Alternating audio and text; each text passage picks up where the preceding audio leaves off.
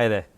This is the number one strategic thinking and leadership hack that I've picked up after growing my own startup for 6 years and working in a corporate executive position for 5 years. And I'm looking forward to sharing it with you today. And I call it the 10 people rule. So here we go.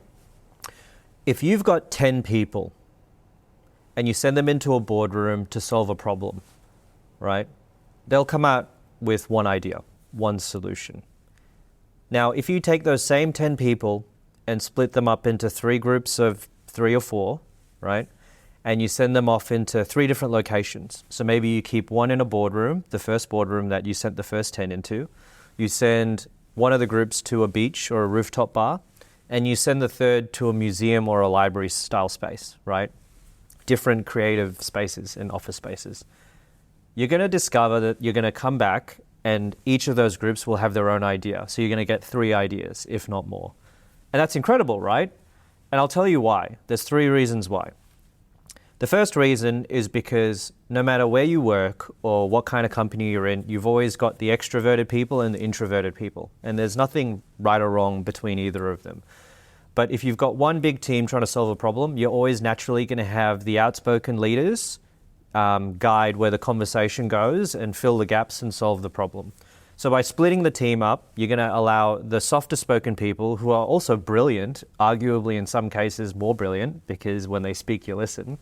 They're going to have an opportunity to share their thoughts. And sometimes they're not even going to take the opportunity because they don't have the loud people in the room to suddenly be like, here's my idea. But they're going to be in a smaller group where it's almost going to be extracted out of them in a very organic way. So that's one of the key reasons. The second reason, and there's a lot of science and data to back this, people just think differently in different locations, right? They're inspired by the people around them, even the architecture and the design around them. So by having people work in different locations, whether one's very corporate, one's like very lifestyle driven near a beach, and one's very educationally or intelligently designed like a library or museum, those different style of spaces are going to inspire thinking and creativity. So take advantage of that, right? And you'll see a lot of offices now are even trying to take that as inspiration and design it within their own fit outs for their employees. They're trying to make them feel more at home and more happy, right? And the third one is just shake it up. Like, it gets boring working no matter what, you love your job or whatnot.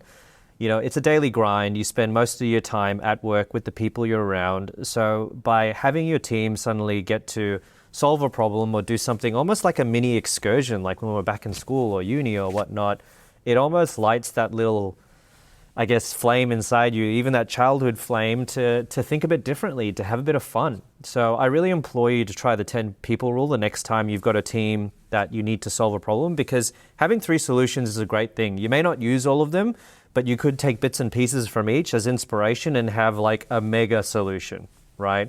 And you'll find that your team also feels a lot more heard that way.